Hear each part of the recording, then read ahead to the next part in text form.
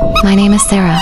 I am 28 years old, and since childhood, I have lived in an old house, an inheritance from my beloved grandmother. May Allah have mercy on her soul. This house was always surrounded by whispers of strange tales, yet I never believed them. They were just stories, or so I thought. It all began with the faintest of sounds. Soft footsteps echoing in the stillness of the night. The rattle of a key turning in the door, though I always locked it myself. I brushed it off, convincing my heart that it was imagination. Shadows of thought, nothing more. After all, the things Yuns often spoke about could never happen to me, could they? But the sounds grew louder, clearer, impossible to ignore. One night, while my parents had traveled to the village in silence, wrapped itself around the house, it began. From my grandmother's locked room, a place untouched for years, came the thunder of noise, chairs scraping, heavy objects falling. My heartbeat raced like a drum inside my chest. I rose quickly, playing the Quran aloud to gather courage. The sound softened but never ceased.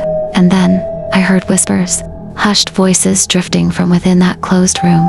I froze, trapped by fear, until the first rays of dawn broke through the window. It did not end there. Another night, as I slept, I was jolted awake by a knocking on the wall beside my bed. Not random, deliberate, rhythmic.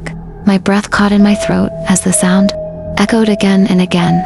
It returned every few nights until I was too afraid to sleep alone. Once, it grew so violent, so thunderous, that it felt as if the wall itself trembled. I fled to my parents, desperate, but they heard nothing. It must be a dream, perhaps the neighbors, they said. But I knew the sound was inside these very walls. And on that side of the house, there are no neighbors. The worst came one night in the kitchen. I was alone, cooking.